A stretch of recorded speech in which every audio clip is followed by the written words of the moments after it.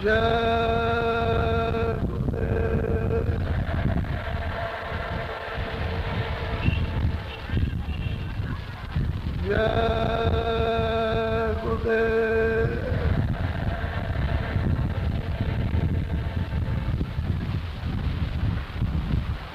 गुरुदेव नाम किसका।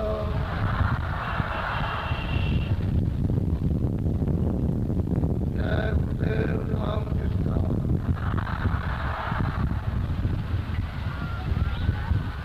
जय गुरुदेव नाम किसका।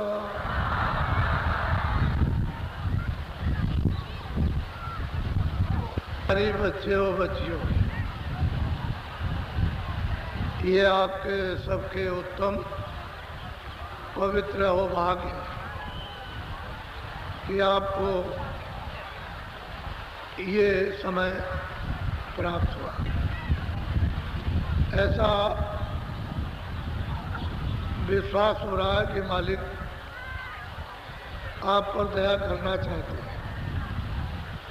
आपको चाहिए कि इसी प्रकार से उनकी दया को आप ग्रहण कर लें। ये जीवात्मा का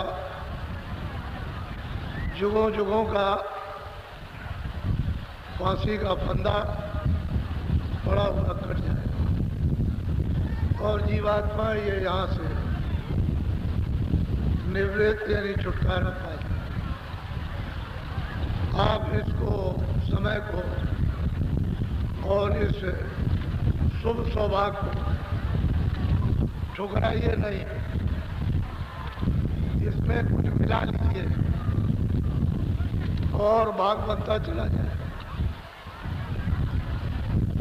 यही मानव के लिए अच्छा समय है और ऐसे समय को चूक गए तो ये दोबारा फिर आने वाला नहीं, क्योंकि शरीर का कोई भरोसा नहीं किस दिन सांसें पूरी हो जाएं और यहाँ किस दिन इस मकान से निकाल दिए जाएं। तो जैसा का तैसा ज्यों का त्यों पड़ा रहे। तो इससे अब आप काम लें। कल आपको बताया था कि नामदान कल सुबह होगा, उसके एवज में आज नामदान हो जाएगा। आज ही दे दिया जाएगा। आपको चिंता करने की जरूरत नहीं है आपको। और फिर उसके बाद जो रात को आएंगे उनको बाद में हो जाएगा, लेकिन नए लोगों को आज ही नामदान प्राप्त हो जाएगा। तो आप इस अमूलक गोपनीय आत्मा परमात्मा के भेद को लेकर जिस तरह से आपको आदेश मिले बताया जाए, उसी के अनुसार आप 10 मिनट 5 मिनट कभी सुबह, कभी दोपहर को, कभी रात को, कभी उठने के बाद, कभी सोने के पहले, जब जैसा आपको अवसर मिले, बाल बच्चों के कामकाज, सोने दफ्तर के कामकाज, खेती के कामकाज, उस समय पर आप भजन में, ध्यान में, सुमरन में समय अवश्य। ये कोई आवश्यक नहीं है कि आपको आधा घंटा देना है या 15 मिनट, 5 मिनट, 10 मिनट। समय आपके पास हो तो 15 मिनट। ये भी नहीं कि एक साथ आपको देना है, किसी समय पर 10 मिनट, किसी समय 5 मिनट। 24 घंटे में थोड़ा थोड़ा मिनटों में समय बचा करके घंटे का समय लगा तो फिर आपको रस और आनंद मिलने लगे। फिर वो तो खुशी का सौदा है। वो तो मन ये और बुद्धि फिर इसकी इच्छा जब जाग जाएगी तो वो घंटे भी दे सकता, 2 घंटे भी, 4 घंटे भी दे सकता। वो कहेगा नहीं 8 घंटे दो, तो फिर आप कुछ नहीं कर सकते। उसकी इच्छा जब रस मिलेगा तो ये मन की इच्छा बन जाएगी, नहीं इसको और पियो। इसी आनंद की तो हम इन सब चीज़ों में खोज तलाश कर रहे थे और वो इनमें नहीं मिला, तभी तो हम भाग रहे हैं। अब वो रस मिलने लगा तो ये खुद ही चुप हो जाएगा। और संसार की हर वस्तुओं से अपने आप घृणा करने लगेगा, उदास हो जाएगा, अभाव हो जाएगा और श्रद्धा नहीं रहेगी। तभी ये उस समय पर जीवात्मा का ये साथ दे देता है। तो नामदान अंत में बात सत्संग के हो जाएगा। इसलिए आप सब लोग दूर दूर से चल के आए, हमको रास्तों की तकलीफें मालूम है। आपने अपना घर बार छोड़ा, कामकाज छोड़ के आए हो, जानवर भी हैं, बूढ़े टेढ़े माता पिता भी, घर में बीमार कोई होगा, पड़ा होगा, जानवरों को चारा देना, पानी देना। आजकल इतनी विषमताएं कि खेती को काट लेते हैं, मकान में चोरी कर लेते हैं। ये सब परिस्थितियां मुझको मालूम है जो दुखद है। और फिर आप धन दौलत बस में, ट्रेन में या और सवारियों में खर्च करके आते हो, खर्च करके जाते हो, यहाँ भी आप ही खर्च करते हो, खाने पीने का सब तरह का आपका ही खर्चा होता है। लेकिन ये ऐसे खर्चे जितने भी घर से चलकर और यहाँ होते हैं और वापस घर तक जाते हैं, तो ये सब खर्चे परमार्थ बदल बदल करके आत्म कल्याण का धन मिल जाता है। ऐसे खर्चे व्यर्थ और बेकार नहीं होते हैं। इसमें पराशक्ति और मतलब ये परा ज्ञान ये प्राप्त हो जाता है। तो इससे हानि नहीं, ना कामकाज से कोई हानि है, ना उन लोगों से जिनको छोड़ के आए उनसे कोई हानि। तुम रास्ते में आए हो, यहाँ ऐसी अमोलक वस्तु जो अरबों खरबों रुपए धन दौलत खर्च करने पर और समय देने पर नहीं मिलती है, वो ऐसे ही थोड़े ही से प्रयास चली कर और हमको ये मिल जाए जो बड़े बड़े योगियों को, बड़े बड़े सिद्धों को, ज्ञानियों को और आत्मदर्शियों को प्राप्त नहीं, वो चीज़ सहजो मिल जाए। ये बहुत, ये अमोलक चीज, इसको लोग जानते हैं, न योगी जानते हैं, न वो ज्ञानी जानते हैं, न वो बुद्धवादी जानते हैं, न वेदांती जानते हैं, न वो रामायणी जानते हैं, न गीता। ये तो ये परा विद्या है। जब तक अपनी आत्मा को आजाद करके उसे परा ज्ञान में और परालोकों में प्रवेश नहीं करेगा, तब तक उसको किसी चीज़ की जानकारी नहीं। तो ये सब चीज़ें आपका समय ये उस परमार्थ आत्म कल्याण में, तो ये तो बड़ा सौभाग्य है कि हमारी ये सब चीज़ें बदल के परमार्थ आत्म कल्याण में परिणित कर दी जाए। इससे बड़ा मनुष्य के लिए और क्या शुभ अवसर मिलेगा। तो आप बड़े वास्तव में बड़े वास्तव, और यहाँ आपकी बुद्धि जागेगी, मन भी ये जो विषयों में लगा है इससे उसको उदासीनता वो समझता है। इसलिए आप दुनिया के सताए हो, हर तरह से आप दुनिया से, दुनिया के कामों से, और दुनियादारों ने बहुत कुछ आपके लिए हलचलें, तकलीफें, परेशानियां दे रखी, और आप उसके लिए कोई दिशा, कोई रास्ता चाहते हो। तो जब आपको उस प्रकार की घबराहट होगी और आपको उस तरह का खौफ होगा, तो कोई न कोई परमात्मा दया करके कोई रास्ता कहीं न कहीं पहुंचा कर आपको दे देंगे। लेकिन जब तक बच्चा निश्चिंत होकर के घर में खेला कूद रहा, तब तक माँ बाप को उसकी कोई चिंता नहीं। लेकिन जैसे ही बच्चा जोर से रोया, फौरन माँ समझ जाती है कि अब ये भूखा है। सब काम छोड़ करके, या बच्चा कहीं गिर जाए और जोर से चिल्ला पड़े, उसको चोट लग जाए, तो सब काम छोड़ के उसको उठा लेगी। इसी तरह से आपको यानी प्रभु दर्शन, प्रभु मिलाप, अपने घर में जाने के लिए जरा सा भी आत्म तड़प हो जाए तो आत्म वेदना को वो रोक नहीं सकते, टिक नहीं सकते, फौरन उसके लिए तुरंत कार्रवाई करें उस जीव के लिए। और फिर उठा ले। वो बड़े दयालु हैं, समर्थ हैं, ज्ञानी, सब कुछ जानते हैं, छड़ के जानते हैं, आगे पीछे, ऊपर नीचे, दाएं बाएं, वो सब। लेकिन तुम उनको नहीं जानते हो और उनको पहचान नहीं पाते हो। तो जब आपको अपने साथ उनको करना है तो महात्मा युक्ति दे दें, थोड़ा सा निमित्त मात्र परिश्रम कर लो, अच्छा रहेगा। तो कल आपको और पहले स्थान का, ईश्वर के स्थान का, दूसरा स्थान ब्रह्म के स्थान का, तीसरा स्थान पारब्रह्म के स्थान का, यह आपको संकेत, कुछ आपको बताया नहीं है, क्योंकि जो कुछ बताया जाए तब तो आपकी बुद्धि उपचुक हो जाएगी। तो जितना हजम करते हो उतना संकेत दिया। वहाँ का हाल तो बहुत कुछ है, लेकिन आपको रत्ती पर भी नहीं बताया। इशारे किए, उन स्थानों के इशारे किए जिन पर ये विराजमान बैठे हुए हैं।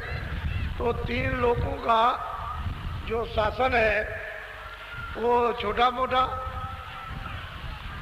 यहाँ कोई बड़े पद पर बैठ जाता है तो आदमी घबराता है, और वो तो 3 लोगों का शासन उस पर विराजमान बैठे हुए।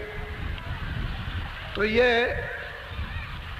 कुछ नहीं बताया गया, लेकिन आपको इशारे किए जाए ताकि धीरे धीरे धीरे धीरे आप ये समझेंगे कि नहीं, ये है, लोगों ने इनको प्राप्त किया, इनका दर्शन और दीदार किया, तभी लोगों ने बताया है।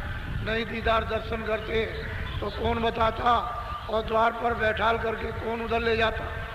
जो जाता आता है वही तो ले जा सकता है, और वही कह सकता है कि चलो उधर, चलो उस तरफ में, अपने घर की तरफ चलो, प्रस्थान कर दो, क्योंकि घर तो दिल्ली के उस पार है, तो दिल्ली भी रास्ते में मिल जाएगी।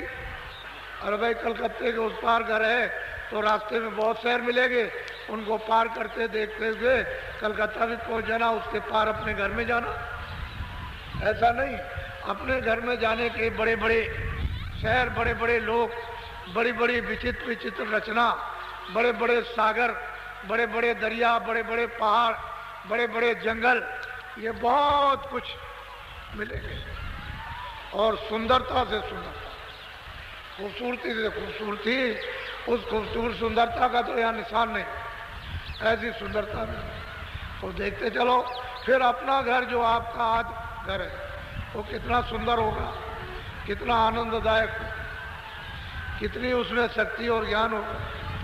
तो वो तो धीरे धीरे धीरे धीरे जब सूरज पकती है, थोड़ा बहुत दरवाजे पर बैठ करके जब थोड़ी सी रगड़ करती है और चिंगारी जब पैदा होती है तो आँख अंजन बन जाता है। तो रामायण में कहते हैं कि नैन अमीय दुर्ग दोष भी बन जाए, यानी वो दोष पूर्णा के उस पर वो अंजन लगा दिया तो आँख का वो मैल कट जाएगा। तो ये अंजन काला वाला नहीं है, वो अंजन महात्मा लगा देते हैं, और धीरे से अंदर की जो उसकी कालमा है कर्मों की, तो धीरे से वो कटती है, तभी तो आँख खुलेगी, तभी कान खुलेगा, नहीं तो ऐसे क्या हो सकता है, ऐसे उन विचारों को क्या मालूम। वैसे तो मैं इस समय पर आज होली के दिन में कोई सांसारिक बात नहीं करना चाहता,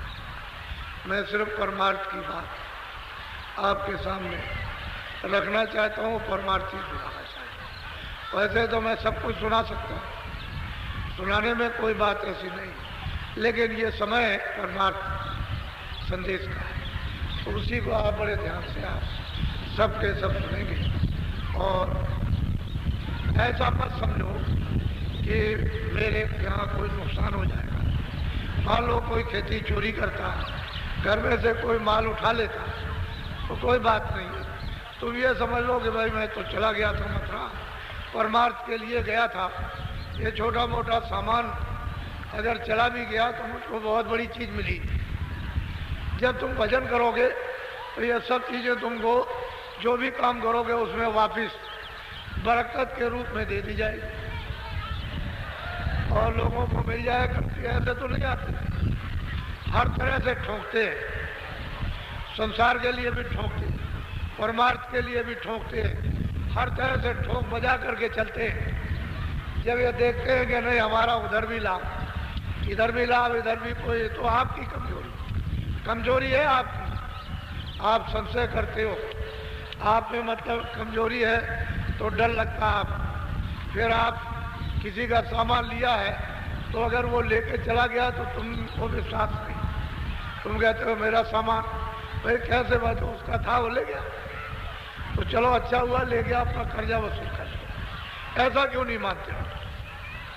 यही मान के चलो कि भाई उसका था हमारे पास तो ले गया। अब वो जिस तरह से हमने उसका लिया था वैसे अपना सामान ले गया, चोरी करके लिया था वो चोरी करके ले गया, जबरदस्ती से लिया तो जबरदस्ती से नहीं लेते कि हमको दे दो 5,000 रुपये कि हम 2 दिन में दे देंगे, और फिर आता मांगने कहते नहीं देंगे, तुम्हें जो कुछ करना हो तुम कर लो। तो ये सीना चोरी है, तो वो सीना चोरी से ले लेगा।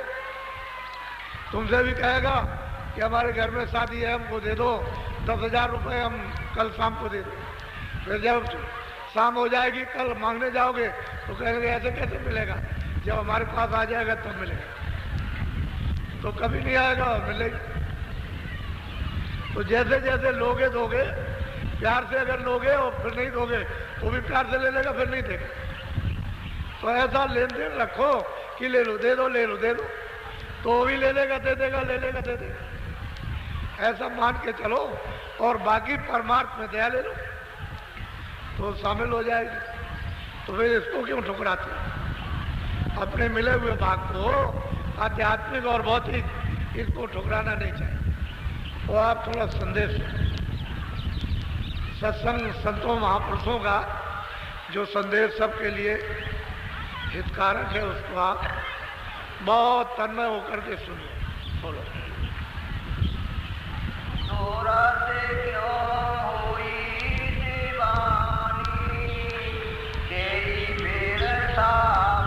बहुत प्यार से महापुरुषों ने ये समझाया कि अरे सूरज, तू यहाँ किसके लिए दीवानी पागल हो रही, तेरी उम्र तो निकली जा रही है और तू वैसे ही इन मिट्टियों पर, इस जड़ पर फना हो रही है, ये इंद्रियों में तू फंसी पड़ी हुई है, तो ये और तेरी उम्र जो है गुजर रही, निकली जा रही है, खत्म होने वाली है और तू अभी तक जगी नहीं होती।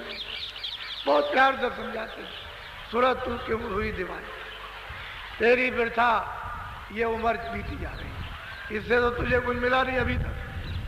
अरे भाई बहुत कारोबार किया, खेती आपने बहुत उन्नति की, दुकान में बहुत अच्छे अच्छे काम किए, लेकिन मिला क्या आपको? दुख। तो आपका समय तो वो समय से चला गया। यानी जिस काम के करने से आपको दुख, तकलीफ, असंतोष और अशांति मिले तो मतलब ये हो तो बेकारी का काम। उम्र तो आपकी निकल गई, तो आप सब धिक्कारते हैं, झिक्कारते हैं, क्या है तो मतलब ये है। और ये चुपचाप बैठे रहो, जब समय आएगा खाना मिल जाएगा, नहीं चुपचाप रहो, ज़्यादा बकवासबाजी न करो। तो कहता है मैंने बहुत काम किया, मैंने ये किया, मैंने वो किया, तो बहुत प्यार से कि तू इन पर दीवानी हो रही, तेरी उम्र निकली जा रही है, व्यर्था दे मतलब। अरे कर्तव्य समझ करके काम कर, तो फिर इसमें दीवानी नहीं होती। तू कर्तव्य नहीं समझती है और इन पर दीवानी हो रही है, तेरे साथी है, कुछ सबको रोना पड़ता। देखो लोग कैसे कैसे रो रहे हैं घरों में बैठकर, वो जवान भी रो रहे हैं और बूढ़े भी रो रहे हैं, जिसके पास है वो भी रो रहा, जिसके पास वो भी रो रहा, और पढ़ा लिखा है वो भी रो रहा, अनपढ़ भी रो रहा। बोलो। जग भोग रोग सदिन बीते, तू जाए दो कर री। कहते हैं जग के भोग ये रोग है, तो इन भोगों में फंसी हुई है। अरे मन इंद्रियों के दरवाजों पर और इंद्रिया मतलब है कि इन चित्रों में, इन भोगों में फंसी हुई है, तो तेरी ही शक्ति से तो ये सब तू उलझी हुई है, और ये सब लोगों से तू खाली जाएगी। कुछ तेरे साथ कोई चीज नहीं जाएगी, न धन न दौलत, न सोना न चांदी, न जमीन, न मकान, न कपड़े, न बच्चे, न ये, न रिश्तेदार, न जात, न पांच, न मुसलमान, न मस्जिद, न मंदिर, न गुरुद्वारा, न देवस्थान, न कोई गंगा, न कोई जमुना, कोई तेरे साथ जाने वाला नहीं। तू बेकार पागल हो रही। ये जगत के भोग रोग और तू इनमें फंस गई। अब कोई निकालने वाला तो है नहीं, और फिर कैसे निकले उसके पास कोई उपाय नहीं, कोई रास्ता नहीं, उसमें फंसी पड़ी है। तो प्यार से समझाते हैं जगत के भोग ये रोग है। बोलो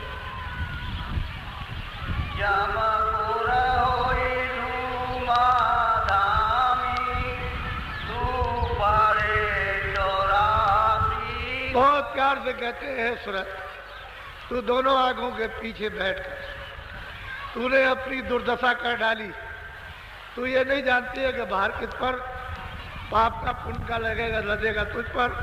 वहां तू जाएगी तो जमपुर में धूमाधामी होगी, मारा मारी, पीटा पाटी, काटा काटी, तो ये तमाम तरह से सताई तू जाएगी, और फिर वहाँ भोग भोगने के बाद 4 खानों में डाली जाएगी।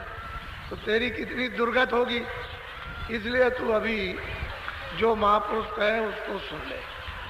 यहाँ कोई तेरा कुछ नहीं। ये भोग रोग तो तूने सब कुछ है देख लिए, अनुभव कर लिए, अब तू कुछ अपने लिए भी कर ले। ये जो कुछ भी हुआ तो इसके लिए।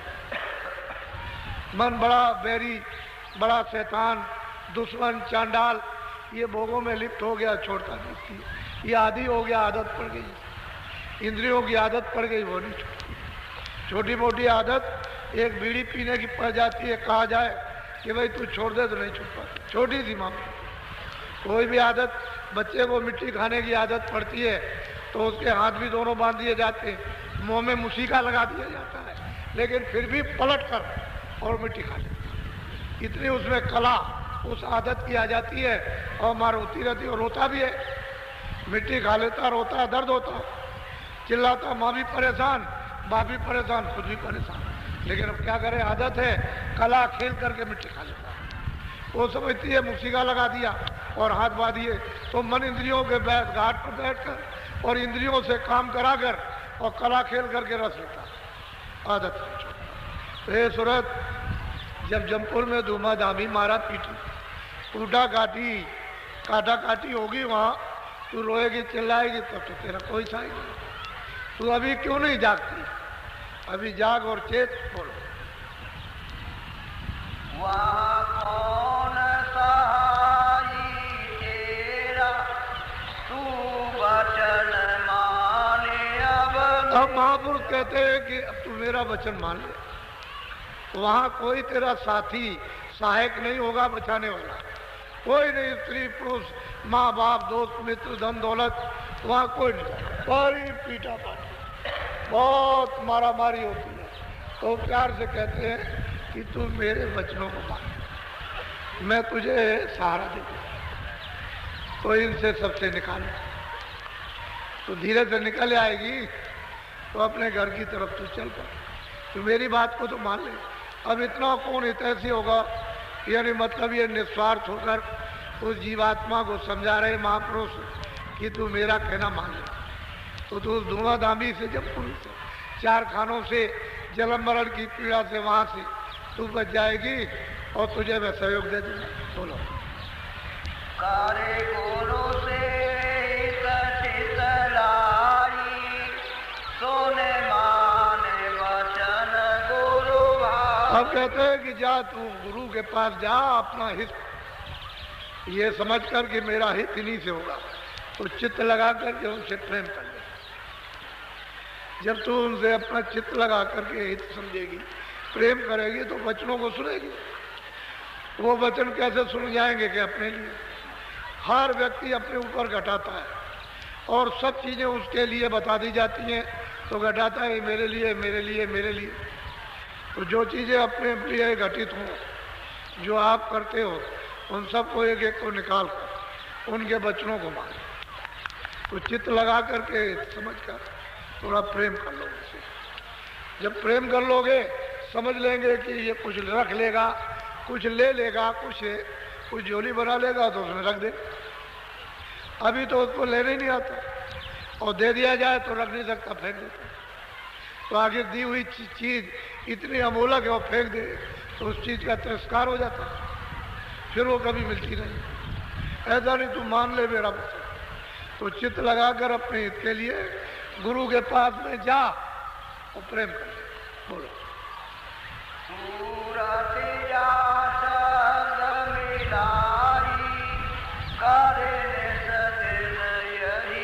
कहते हैं जब महापुरुष, जब गुरु घट का भेद दे दे, जहाँ जीवात्मा बैठी है उस द्वार पर उसको जुक्ति दे दे, और वो कहेंगे ले ये जुक्ति है, इस तरह से तू अपने अंदर उसे सूरत की आँख से और कानों से तू सुन और देख, तो जरा सा नित्य प्रति हर रोज उसकी थोड़ी सी कमाई, अभ्यास, प्रैक्टिस यानी साधन, उसी को कहते हैं भजन।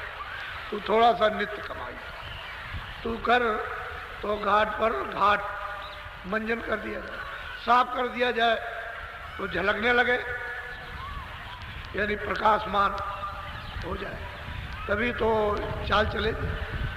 अंधेरे में तो चाल चलती नहीं, अंधेरे में तो ये जीवात्मा कूड़ा उठाती रहेगी, फेंकती रहेगी, उठाती रहेगी, लेकिन जब प्रकाश प्रकट हो जाए तो चाल चलेगी। तो रोशनी में चाल चलती है, उजाले में, अंधेरे में तो कोई चाल चल नहीं सकती। तो इसलिए तू अंदर घाट पर बैठकर गुरु तुझे कब देंगे कि हित समझेगी, चित्त लगाएगी, प्रेम करेगी, वो दे देंगे तुझे जुक्ति, और वो सहज जुक्ति है, आसान, उसमें कोई मुश्किल नहीं है। सहज स्वभाव से भजन, सहज स्वभाव से ध्यान, और सहज स्वभाव से पूर्ण, कोई किसी तरह की कठिनता नहीं। तो ये ऐसा कलयुग का समय लाया गया कि सब जीवों के लिए लाभकारी हो। अब यह है कि न चाहो तो बात अलग है, लेकिन जो जो चाहेंगे पार जाए, उनके लिए तो रास्ता सुलभ से भी सुलभ। चाहने वालों के लिए तो कोई दिक्कत नहीं, लेकिन न चाहने वालों के लिए दिक्कत है कि दरवाजा कौन बताएगा। बताने वाला जानकार तो कोई चाहिए। तो सब जगह तो बैठे नहीं है कि आप चले जाओगे काशी में, आप द्वारका में, आप रामेश्वरम में, वहाँ जाते ही आपको दे देंगे, उनको तो खुद नहीं मालूम, तो आपको क्या घटका रास्ता बताए। इन जीवों का आज इधर से आई, वो क्या जाने बेचारे, उन्होंने तो कुछ किया नहीं। अरे महाज बनना, जमीन का, जायदाद का, सोने चांदी और मकानों का, वो तो अलग चीज है, लेकिन आत्म धन का कोई और है, वो तो उनके पास है, कौन बताएगा। तो कहते हैं घाट पर कब तुझे कि जब तू चित्त लगाएगी, अपना ही समझ करके और प्यार करेगी, बस खुश हो जाएगी, इतने में प्रसन्न होते। बोलो।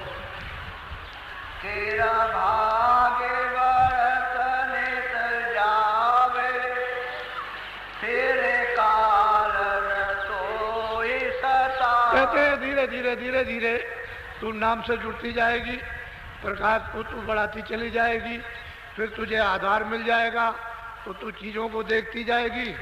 कहते हैं कि फिर काल तुझे भरमाएगा और धोखा नहीं देगा। क्यों सताए?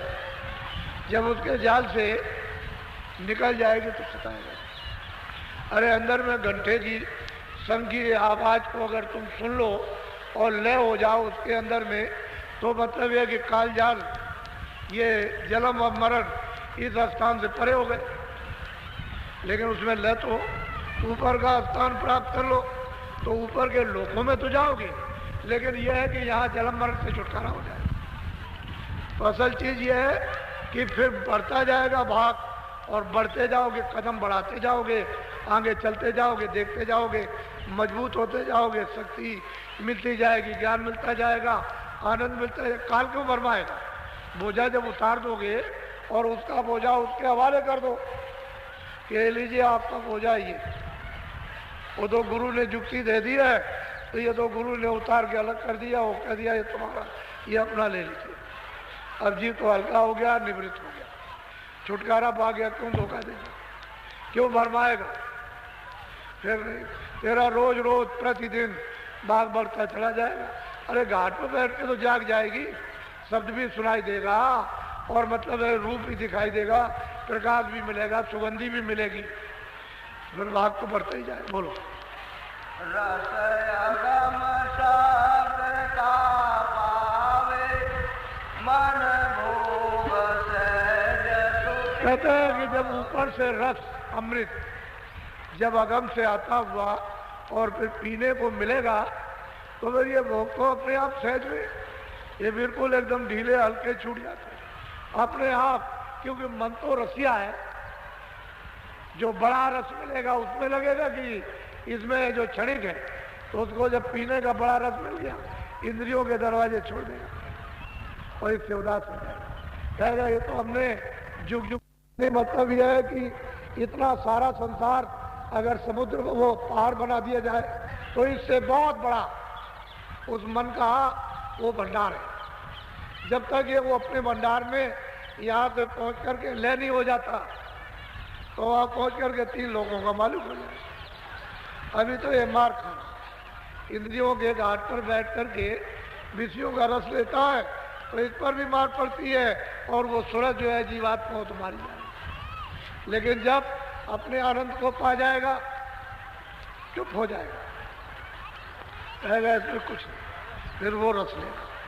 तो धीरे धीरे तुम्हारा भाग बढ़ता जाएगा, जागते जाओ, कान खुल जाएंगे सब तो सुनते जाओ, आँख खुल जाएगी फिर देखना शुरू हो जाएगा। यहीं से शुरुआत ही यानी स्वर्ग वैकुंठ की देखने की शुरू हो जाती है, इसी घाट से। ये यहाँ ऊपर में मैल जमा है, ये साफ हो जाए तो यहीं से स्वर्ग और वैकुंठ आदि लोग जो है 14 भवन यहीं से शुरू हो जाते हैं, वो दिखाई देने लगते हैं। ऐसा नहीं है, यही रिद्धियाँ सिद्धियाँ प्रारंभ में ही प्राप्त हो जाती हैं। तमाम तरह की रिद्धियाँ सिद्धियाँ साधक को मिल जाती हैं, ऐसी ऐसी रिद्धियाँ सिद्धियाँ कि वो न मालूम क्या कर दे वो, लेकिन वो रिद्धियाँ सिद्धियाँ साधक को जाने से रोक देती हैं, वो गिरा देती हैं। इसलिए उनकी तरफ देखना नहीं चाहिए। बोलो। चारे चारे नभ ऊपर लावे, शीतल सहस कमल गति पावे। कहते हैं नभ, कहते हैं आकाश। धीरे धीरे शब्द पकड़कर ऊपर को खुले हुए प्रकाशमान उधर में मंडल है, उनमें धीरे धीरे चढ़ता वो नभ की तरफ। जिधर से आवाज आ रही उसी शब्द में से प्रकाश निकल रहा, यानी प्रकाश तो शब्द में से निकल रहा, प्रकाश से शब्द नहीं है, शब्द से प्रकाश है। तो उसको सुन सुनकर यानी आकाश की तरफ में चढ़ती जाती है उधर में, और चढ़ कर के जब उधर गई तो उसने जब देखा, जब उसकी आँख खुली तो ये तो सैदल कमल है, ये तो मतलब ये है कि ये ईश्वर का स्थान, उनका वहाँ साक्षात्कार होता, वो ज्योति स्वरूप में विराजमान। बहुत सुंदर है, बहुत खूबसूरत है, वो बैठे हुए। लेकिन तुम घाट पर नहीं आओगे और अपने चित्त को अपना हित समझकर उनसे प्रेम नहीं करोगे महापुरुषों से, तो वेद ही नहीं बताएगा। जब वेद नहीं मिलेगा तो सहज साधना आपको पता ही नहीं है कि बहुत सहज बहुत सुलभ है। तो शब्द का जब भेद नहीं मिलेगा तो आप जुड़ोगे किसके साथ, मिलोगे किससे? जब भेद मिल जाएगा तो धीरे धीरे घाट पर बैठ करके फिर कमाई करो, रोज प्रतिदिन। नागा मत करो, मान लो थोड़े दिन के लिए कि हमको समय घर के कामकाज से नहीं मिलता, तो आप टट्टी तो जाओगे ही, तो टट्टी जाओ, वहीं पर आप इन पर पैर रखो घुटनों पर और आंख बंद करो, कान बंद करो और टट्टी भी कर लो और उधर भजन भी कर लो। कोई छुआछूत नहीं किसी तरह से। करने वालों ने खूब टट्टी में किया, टट्टी भी करते रहे, भजन भी करते रहे। तो करने वालों के लिए तो कोई, लेकिन प्रतिदिन हर रोज थोड़ी कमाई करो, थोड़ी मेहनत करो, तो जल्दी काम तुम्हारा भाग बढ़ता जाए और तुम उठते जाओगे, उतनी ही जल्दी जब उठोगे तो प्राप्त होता जाएगा। उधर कहते हैं सैदल कमल, और उसमें जब पहुंचे तो साक्षात्कार, वो ईश्वर का दर्शन है। जैसे खुली आंख से आपको देखते हैं, ऐसे ही तीसरी आंख से उसको देखा जाता है, ऐसे। और आपसे जैसे बात करते हैं इससे साफ बात तो उनसे होती है, बहुत स्पष्ट शब्द, उधर कोई गंदा शब्द लपेट का नहीं है, बहुत साफ शब्द। और वो तो बोली बाणी उच्चारण कर रहे हैं, तो सूरत में भी आवाज है, ये भी अपनी बोली बाणी उच्चारण करती है। तो बहुत प्यार से समझा रहे हैं कि दल सह दल कमल पावे। बोलो दिल मोरे बिजली चमके सोने सा दयानाद। कहते हैं कि आंखों की पुतली अगर ऊपर को कर दे और ऊपर की तरफ में आंख हो जाए तो ऊपर में जमीन है, नीचे आसमान। तो कहते हैं कि उधर अनाहत, उधर से गैब बाड़ी उस ब्रह्म की हो रही है, बड़ी धत्कार, इतनी जोरों की आ रही जैसे मालूम होता है कि तीनों लोग हिल रहे, ऐसी अनाहत बाड़ी हो रही है। वो सुनाई देती है जब आंखों की पुतली ऊपर को उलटती है, ऊपर को देखती है, तो जैसे बाहर की आंखें बाहर खुलती हैं तो बाहर से देखती हैं, एक पास में देखती है, एक दूर में। आपको नहीं मालूम, एक दूरबीन होती है, दूरबीन, उसको लगा दीजिए तो पास की चीज दूर, यानी यहाँ तो दूर दिखाई देगी, और दूर की चीज पास आ जाएगी तो दिखाई देगी बहुत दूर है, मील 2 मील 4 मील, मालूम होगा ये सामने आ गई। ऐसे ही यहाँ पर फकीर दूरबीन लगा देते हैं, वो दिव्य आंख में, तीसरी आंख में, ज्ञान चक्षु में, तो पास की चीज दूर और खरबों मीलों की दूर चीज जो दूर है वो बिल्कुल पास आ जाती है सामने, ऐसे वो दिव्य आंख है ज्ञान चक्षु। तो महात्माओं के पास में दूरबीन भी होती है, वो भक्तों, वो बिरले भक्तों को लगा देते हैं कि अच्छा देख तू यहाँ से क्या क्या देख तुझे दिखाई देता है। तब वो समर्पण होता है कि आप सब कुछ कर सकते हो, सब कुछ दे सकते हो, सब कुछ कर सकते हो, कोई चीज़ कमी नहीं, आप समर्थ हो, आप पूरे हो।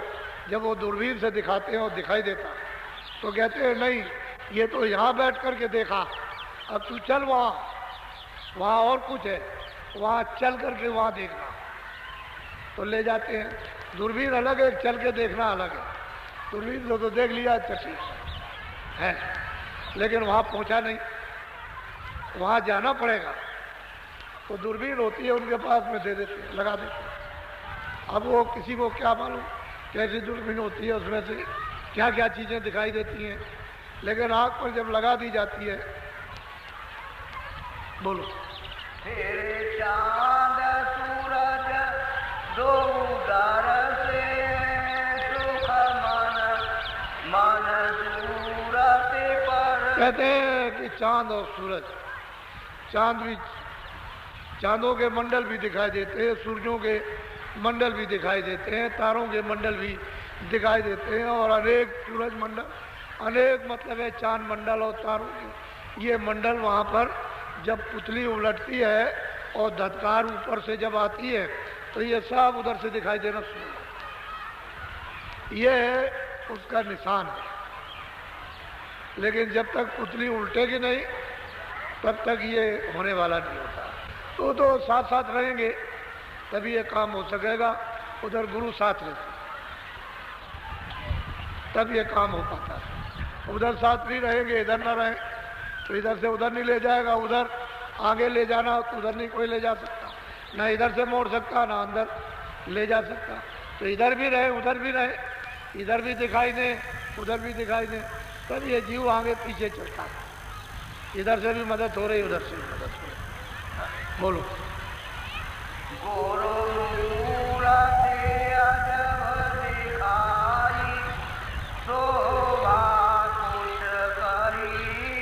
कहते हैं कि वो दूसरे स्थान पर पहुंच करके जहाँ धत्कार आती है वहाँ पर वो गैब बाणियाँ जहाँ होती रहती हैं वहाँ पर कहते हैं कि अजब गुरु की मूर्त की शोभा है, वो कहने में नहीं आता। असली गुरु दर्शन तो दूसरे स्थान पर, वहीं पर ब्रह्म का भी दर्शन है और वहीं पर गुरु का भी दर्शन, इसलिए पूरा दर्शन होता है कि वहाँ गुणातीत, कारण बीज वहाँ नहीं है। वो जो कारण बीज जो वहाँ पर पैदा हुआ वो उसके नीचे है, और वो गुरु मूर्त ऊपर बैठी हुई है, उसका कहते हैं साक्षात्कार दर्शन हुआ। और जो भी कोई जाता है उधर, वो जो भी महात्मा आते हैं उनका वहाँ रूप दिखाई देता है। वो ऐसी मूर्त है। जो यहाँ आएगा, इधर से ले जाएगा, वहाँ पहुँचाएगा, वो पूरा का पूरा बैठा हुआ वो दिखाई देता है। और उसका वो दिव्य रूप, वो हाड़ मास का नहीं है, ये कोई लिंग शरीर भी नहीं है, कोई सूक्ष्म शरीर भी नहीं, कारण भी नहीं। वो तो कहते हैं शोभा उसकी कहीं न जाएगी, वो वर्णन में नहीं जाता, ऐसा वो सुंदर रूप। बोलो। नर रूप दिखावे सबही मन के चढ़ावे। कहते हैं कि ये नर रूप जो धारण किया है, ये अगर वहाँ नहीं देखेगा तो उसे कैसे मालूम होगा कि ये वहाँ आए, यही वहाँ आए, यहाँ मृतलोक में यही लेने के लिए आए। ये उसको परिचय मिलता है कि यही रूप नीचे जो मृतलोक में जिन्होंने जगाया, समझाया, उपदेश दिया, वेद बताया, इस मनुष्य रूपी घट का, वो यही है। तब उसको होता है कि अरे ये यहाँ बैठेगी, फिर वहाँ से उसको ले चलते हैं। अब वहीं से ले जाने की करामात है, सारी मदद वहीं से चालू होती है, क्योंकि अगर उधर नहीं ले जाएंगे उधर तो कोई जा नहीं पाता। उधर तो इतने जाल यानी सुंदरता के, इतने दृश्यों के फंसाने वाले हैं, इतनी रौनक है, खूबसूरती है कि वो तिल भर भी जगह नहीं छोड़ना चाहती, उसी को देखती रहेंगे, आनंद लेती है, वहाँ दुख नहीं है, और इस तरह का कोई कष्ट कलेश नहीं है, किसी तरह का भय नहीं, लेकिन इतनी सुंदरता कि वो छोड़ना ही नहीं चाहती।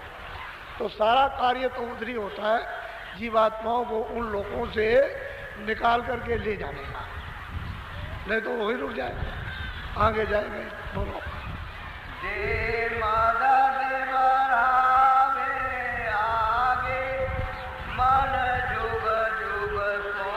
कहते हैं कि वहाँ से सूरत को मदद मिलती है संत सदगुरु की, इस जीवात्मा को तो आगे बढ़ाते हैं।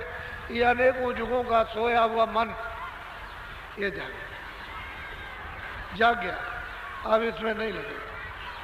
अब तो उसको रस मिल गया, क्योंकि सूरत तो कर्म बीज से परे हो गई और मन अपने भंडार में लय हो गया। वो तो अपनी हस्ती, अपनी शक्ति में वो पहुंच गया, वो तो 3 लोगों का मालिक हो गया। वो तो जिसको हुक्म देगा वही होगा, उसका हुक्म कोई नहीं टाल सकता। तो कितने युगों का यहाँ सोया वो जाग गया और अपनी हस्ती को, शक्ति को उसने जाकर के प्राप्त कर लिया, सूरत निकल, वो गुणातीत हो गया। तो ये मन जाग जाता है, सूरत निकल जाता है। चलो। चाले बांका चाले प्रकोटी में, फिर सो न सके सरवर। कहते हैं कि ये उधर चली उस रास्ते पर, टेढ़े मेढ़े रास्ते पर, बड़ी ऊंची नीची घाटी, घाटी का मतलब बड़े बड़े पहाड़, उन पर सूरत उस प्रकाश में चढ़ नहीं पाती, इतना तेज प्रकाश है, ऊंचा नीचा, नीचे चला गया, ऊपर चला गया, तो वो जो रास्ता जानता है पांजी टेढ़ा मेढ़ा वही ले जाएगा। वो इसीलिए टेढ़ा मेढ़ा है कि कोई जा ना सके जीवात्मा होगा, तो नीचे जा सके। नीचे अगर देखेगी ऐसे तो देखेगी यहाँ तो खरबों मील नीचे दिखाई दे रहा है, इसका तो कोई अंत नहीं, गिर ना जाए। तो उधर अगर कोई जाए तो खौफ से, डर से उधर जा ही नहीं सकता। तो जो उधर जानता है वो ले जाता है उस रास्ते, बगैर जानकार नहीं ले जाएगा। ऊंची नीची घाटी चढ़कर वो मुकाम दूसरे पर जब पहुंची त्रिकुटी धाम में, तो वहाँ साक्षात्कार ऊपर से खबर आ रही है, तीसरे स्थान की। बोलो।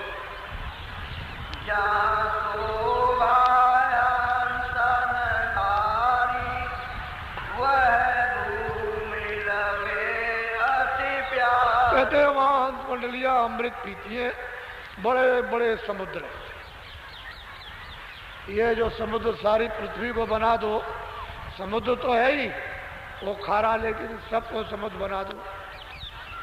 तो वह इतने बड़े बड़े समुद्र जैसे ये बूंद है, ऐसे ऐसे समुद्र है।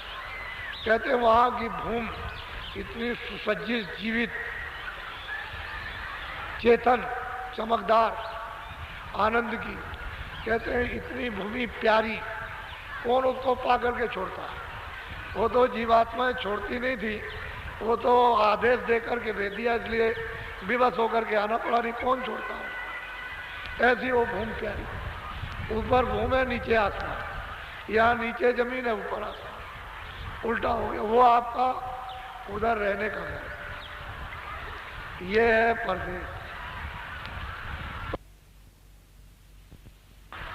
ईश्वर के लोक की सीमा अलग है, स्वर्ग लोक की सीमा अलग है, वैकुंठ लोक की अलग है, शक्ति लोक की हदबंदी अलग, फिर ईश्वर की हदबंदी अलग, फिर माया की हदबंदी अलग, फिर ब्रह्म की हदबंदी अलग, फिर प्रकृति की हदबंदी अलग, फिर पार ब्रह्म की हदबंदी अलग, सबके अलग अलग बंदी खाने।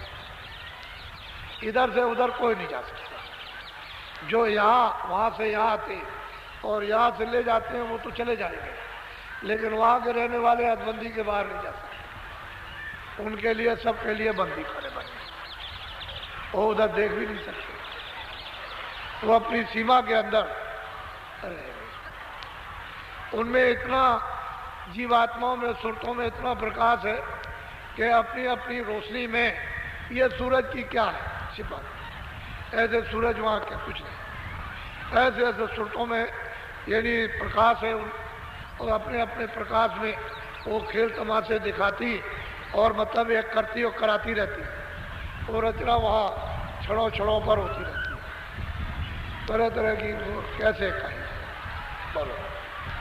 सोने की लड़ी बजे करारी, सोने सोराते हुई मतवा। कहते इतनी मस्तानी, इतनी मस्त हो जाती है वो किंगरी सारंगी उस पार ब्रह्म की धुन को सुन करके कि चली जा रही है और चली आ रही है, चली जा रही, चली आ रही, ऐसी उसकी वो धुन।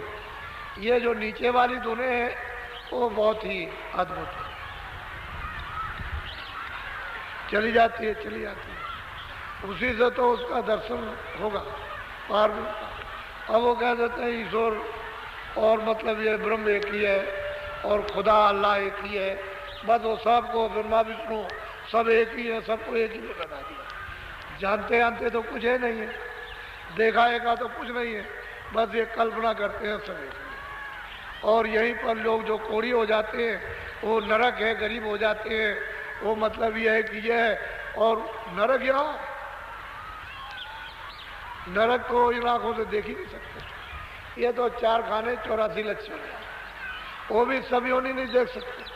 कितनी कितनी योनियाँ पृथ्वी मिट्टी में पड़ी हुई जीव जंतु, इनमें पड़े हुए, जल में पड़े हुए, उनका कुछ पता ही नहीं। अभी इतनी इतनी योनियाँ हैं तो आपने उनको सबको देखा नहीं है।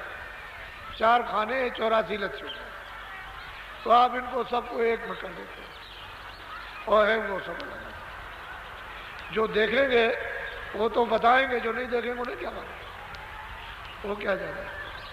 तो इसलिए उनकी पूजा कोई नहीं करता, क्योंकि जब तक जाना नहीं, किसी ने बताया नहीं पूजा क्या शुरू होगी। जो जानेगा वो बताएगा, तब पूजा प्रारंभ होती है। ऐसे ऐसे पूजा करो, इस घाट से पूजा शुरू होती है।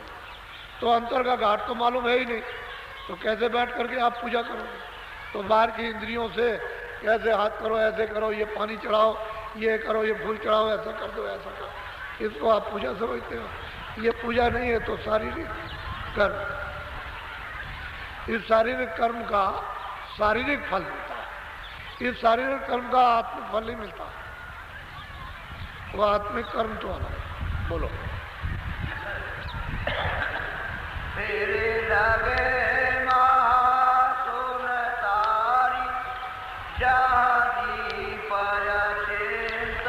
कहते हैं फिर वहां से महाशून्य की खबर, जब वो 10वें द्वार में पहुंच जाता है पिया पद में, पार ब्रह्म पद का जब वो साक्षात्कार यानी उस किगरी सारंगी की धुनी के द्वारा वहां पहुंच करके करता है, तो वहाँ से खबर आने लगती है ऊपर से। जैसे ही साक्षात्कार हुए, वो ऐसा है कि ऊपर से धुनी वहाँ, तो वो तो उनकी धुनी का आनंद ले रहे जो वहाँ बैठे हुए हैं, तो जीवात्मा को उन्होंने अपनी धुनी पर उतार दिया, अपनी आवाज़ पर नीचे उतार दिया, और उसकी आवाज़ को, यानी इस आवाज़ से वो आवाज़ बंद हो गई, उसका पता भी नहीं चलता। इनकी आवाज़ तो सुनाई देगी, लेकिन जब साक्षात्कार होगा तो ऊपर से आवाज़ आने लगती है, मालूम होने लगता है कि वो उधर अचिंत दीप, अचिंत लोक, यानी महाकाल पुरुष, वो सोहम पुरुष है उधर, वो विचार विराजमान उधर बैठे, उनकी खबर पड़ने लगती, वो दुनिया आने लगती है उधर से। बोलो।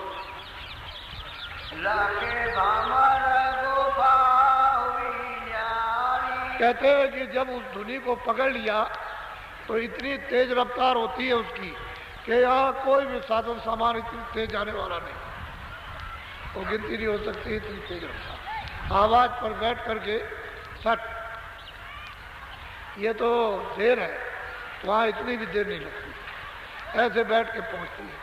यानी कहते हैं सब का सवार हो, उसके सामने हवाई जहाज रेल क्या चीज़ है, कुछ नहीं, कोई चीज़ नहीं है, इतनी तेज रफ्तार उसकी है। 60 से पहुँची, उसको पकड़ करके, और भंवर गुफा में वो विराजमान, वो अचिंत लोग, उनको सोहम पुरुष कहते हैं। वो नीचे साफ के इंतजाम कारक है, इन सब की देखभाल यही करते रहते हैं। जब ये उधर पहुंची तो उनका साक्षात्कार हुआ, दर्शन हुआ। अब ये लोग कितना बड़ा है, इसकी तारीफ ये की जाती है, ये इतना बड़ा है कि इसी की पैमाइश नहीं हो सकती। खरबों बरसों तक आप वहाँ घूमते रहो तो पता नहीं चलेगा कि नीचे कितना, ये इतना लोग बड़ा है। ये भंवर गुफा जिसको महाकाल पुरुष कहते हैं, वो विराजमान है। इसलिए गोस्वामी जी महाराज ने सब लिखा, सो मस्त इति अखंडा दीप शिखासो परम प्रचंडा आत्म अनुभव सुख प्रकाशा तब भवमूल भेद ब्रह्मनाशा प्रबल अविद्या कर परवारा और मोह आत्म मिटे हमारा। बड़ा उन्होंने साफ साफ, लेकिन अब उसको जाने को रामायण देखा हो तो जाने, अब वो तो अच्छा लिखे उनको पढ़ते, उससे तो कुछ मिलने वाला नहीं। तो कहते हैं अचिंत दीप है, इन्हीं को सत्पुरुष ने, यानी सत्पुरुष है ये, इनको देखकर नीचे सबको सुपुर्द कर रखा। ये ऐसा दीप है, ये महाप्रलय में ये नहीं जाता। ये भंवर गुफा स्थान जिस पर महाकाल पुरुष सोहम पुरुष विराजमान है, ये महाप्रलय में नष्ट नहीं होता। लेकिन नीचे ये लोग, ये मतलब अन्य लोग, स्वर्ग वैकुंठ ब्रह्मा विष्णु महादेव 33 करोड़ देवता, आद्या माँ शक्ति, और वो निरंजन भगवान जिनको खुदा और गाड कहते हैं, जो ब्रह्म और रब कहते हैं, और जिनको मतलब ये पार ब्रह्म, उन ये सब सिमट जाएंगे, इनमें से कोई नहीं रहता। महाप्रलय में सबका फटा हो जाए।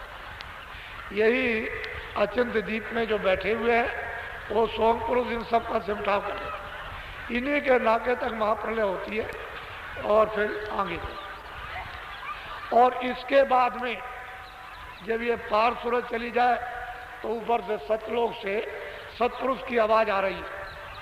जब वहां दर्शन करेगी तो वो आवाज उधर से तुरंत इस आवाज को छोड़ देती है, देर नहीं लगती। ऐसा मालूम होता है कि सर्व सुख, सर्व आनंद, सर्व शक्ति, ऐसी सुंदर और मतलब यह है कि मनमोहन आवाज सत्पुरुष की उधर से आ रही है। तो बोला, अब वो तो अद्भुत वाणी है। बोलो।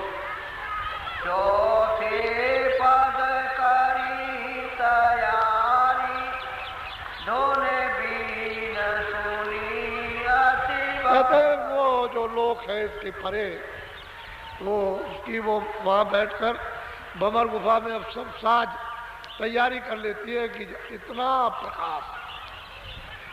प्रकाश है कि उसका इशारा यदि यहाँ कहीं होता है। ये तो वैसे तो लाख करोड़ और संख्य तो बताए जाते हैं कि मतलब यह है कि इतने, इससे बहुत ज़्यादा गिनती यहाँ की कुछ नहीं उसके सामने, उस प्रकाश के सामने। कहते हैं सूरत यहाँ सब साथ तैयार करती है, तब उधर जाएगी। अब तो उसको खबर पड़ गई है कि ऊपर मालिक बुला रहा। बोलो। जो तेरे पद करी तैयार, ने बीन सुनी अति भारी। कहते हैं कि वही तो आवाज है, उसी आवाज ने तो सतपुरुष ये तमाम लोग मंडल अनंतों बना दिए। पहले अगर उनकी आवाज से मंडल नहीं बन जाते तो ये लोग धनी जो आए ये नहीं बना सकते। वो तो आप उसी आवाज से ये सब बने गए। ये तमाम मंडल पहले बना दिए उन्होंने, तब उनको बीच में इस धार पर भेजा कि उतर के चलो और वहाँ तुम जगह जगह पर अपना डेरा बनाओ। तो इनके स्थान जगह जगह बना दिए रहने के। ये सब के सब उसी सेंटर मतलब है आवाज पर टिके हुए बीच में, और वो आवाज सब ऐसी बन रही है। सब के सब झूला झूल रहे, ईश्वर भी झूल रहा, सारा लोग झूल रहा, स्वर्ग वैकुंठ भी झूल रहे, चक्कर मार रहे, मृत लोग भी झूल रहा है। ये जितने आप दिखाई देते हैं वो सब, और ब्रह्म भी झूल रहे उसी पर बैठ, तमाम मतलब है पूरा ब्रह्मांड और पार ब्रह्मांड भी उसी पर झूल रहा, उसी पर ऐसे। वो एक अद्भुत ये दृश्य घूमने, वहाँ बैठ के पता चलता है। अब ये सूरत उधर नहीं जाएगी तो कहते हैं इतनी आवाज है, इतनी आवाज कहीं उसने कभी सुनी नहीं थी। उसको पूर्व की आवाज खबर पड़ी कि मैं इस आवाज को जब उतारी गई थी तब मैंने इसको सुना। तब उसको बोध हुआ अपनी आवाज का कि मैं इसी आवाज का रूप थी। वही आवाज क्यों रूप थी? जब उसको सुनने को मिली तो इतनी तेज आवाज है, उसके सामने कोई आवाज ही नहीं। अब वो सीधी आती है, इसलिए यहाँ दोनों आंखों के पीछे जब वो खुल जाएगा पूरा रास्ता तो सीधी आवाज आती है। ये यहाँ बैठ के सुनती है। अगर वो आवाज ना हो तो ये टिकाऊ, ये रचना ही नहीं हो सकती। सारी रचना उसी आवाज पर। अब यह तो अलग अलग आवाजों को दे दिया है, तो आवाजें उसके अंदर समावेश होकर इन्होंने जब सुरतों जीवात्माओं को अपनी अपनी अपने मंडल में आवाजों को उतार दिया तो वो आवाज उस पर्दों की वजह से लोप हो गई। पर्दों की आवाज सुनाई देने लगी। जो पर्दों से परे थी वो आवाज इसलिए नहीं सुनाई देती है कि आपके कानों पर आंख पर पर्दा आ गया तो आवाज का अनुमान मालूम नहीं होता। जैसे ये आवाज बाहर की तो वो नहीं सुन सकते, वो नीचे वाली आवाज। अंदर की एक आवाज हो रही, वो देववाणी हो रही, आकाशवाणी, अनहदवाणी हो रही है, वो नहीं सुनाई देता इस पर्दे की वजह से। अगर पर्दा हट जाए तो सुनाई देगा। ऐसे ही अपने अपने मंडलों पर अपना अपना पर्दा पड़ा हुआ है तो वहाँ की आवाज़ पर्दा खुल जाए सुनाई देगा। अब ये सब पर्दा जब हट जाता है तो सीधी सतलोक की आवाज़ आती है। बोलो।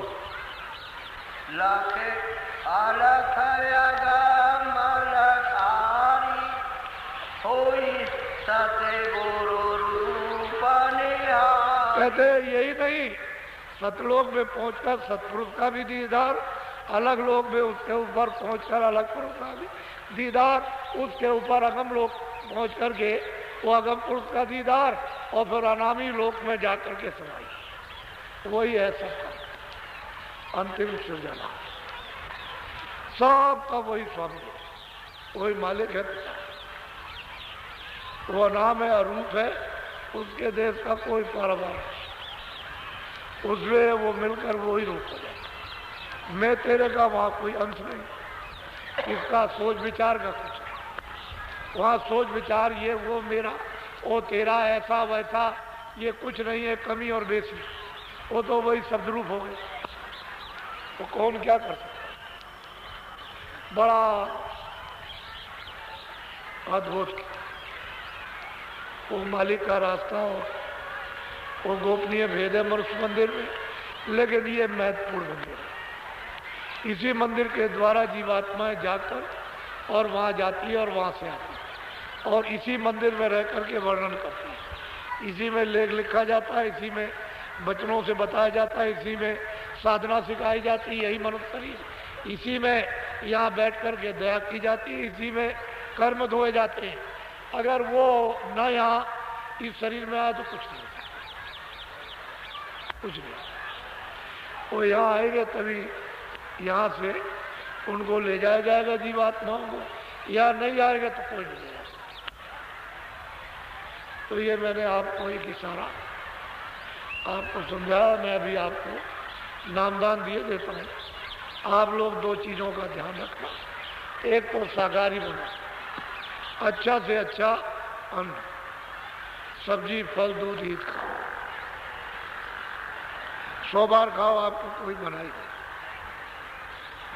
अच्छे से अच्छे कपड़े पहनो, अच्छे से अच्छे झोपड़ी और मकान। आपके लिए कुछ करा। बीड़ी, तम्बाकू, हुक्का पी सकते हो, मैंने तो कभी किया मुझे मालूम। लेकिन जो बच्चे पैदा हैं 16 साल 20 साल के, उन्होंने अभी शुरू हुक्का, तम्बाकू, बीड़ी नहीं पिए तो मत पियो। अब आपको इजाजत नहीं, आप मत पियो। जो